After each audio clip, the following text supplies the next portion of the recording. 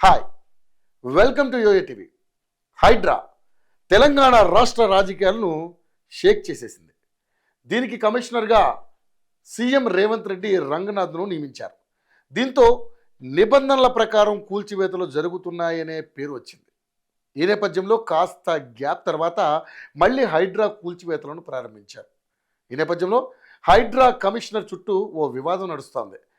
Buffer జోన్లో ఇల్లు కూలుస్తున్న విభాగానికి కమిషనర్గా ఆయన ఇల్లే బఫర్ జోన్లో ఉందని ప్రచారం నడుస్తోంది. దీనికి తోడు కృష్ణకాంత్ పార్క్ దగ్గరలో ఉన్న రంగనాథ్ ఇల్లు చెరువు బఫర్ జోన్ పరిధిలో వస్తుందని కాంగ్రెస్ బహిష్కృత నేత బక్కా జడ్సన్ ఆరోపించారు.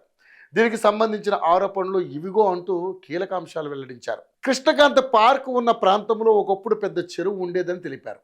దాన్ని నాటి చంద్రబాబు ప్రభుత్వం పూర్తి చేసి పార్కును నిర్మించిందన్నారు. తెలంగాణలో ఎక్కడైనా చెరువు పక్కనే కట్టమైసమ్మ ఆలయం ఉంటుందని, ఇక్కడ పార్కు దగ్గర కట్టమైసమ్మ గుడి ఉందని తెలిపారు. అక్కడ ఒకప్పుడు చెరువు ఉండేదని చెప్పడానికి ఇదే నిదర్శనం అన్నారు. అధికారులంతా కుమ్మక్కై అక్కడ చెరువు ఆధారాలు లేకుండా జాగ్రత్త పడ్డారని బక్కా జడ్సన్ ఆరోపించారు. ఇలాంటివి అన్నీ పట్టించుకోకుండా పేదల మధ్యతరగతుల ఇళ్లు మాత్రమే హైడ్రా పేరుతో కొలగొడుతున్నారని ఆగ్రహం వ్యక్తం చేశారు. దీనిపై రంగనాథ్ స్పందించారు. తన ఇల్లు బఫర్ జోన్లో లేదని స్పష్టం చేశారు. హైదరాబాద్ మధురానగర్లో హైడ్రా కమిషనర్ రంగనాథ్ ఇల్లు ఉంది. 1980లోనే ఈ ఇల్లు బఫర్ జోన్లో ఉందని కొన్ని మీడియా సంస్థలు కథనాలు రాశాయి. దీనిపై రంగనాథ్ స్పందించారు. తన ఇల్లు పూర్తిగా రూల్స్ ప్రకారమే నిర్మించామని, ఎలాంటి అతిక్రమణ జరగలేదని తేల్చి చెప్పారు. ఆదివారం ఓ ప్రకటన విడుదల చేసిన ఆయన జరుగుతున్న ప్రచారాన్ని నమ్మొద్దని సూచించారు. తనకు వ్యతిరేకంగా నడుస్తున్న ప్రచారంపై కేవలం ప్రకటన మాత్రమే విడుదల చేయకుండా ఇంటికి సంబంధించిన మ్యాప్లు, ఇతర ఫోటోలను కూడా విడుదల చేశారు. రూల్స్ను అతిక్రమించలేదని స్పష్టం చేశారు. 1980 సంవత్సరంలోనే తన తండ్రి ఏపీవి సుబ్బయ్య ఇల్లు కట్టారని పేర్కొన్నారు.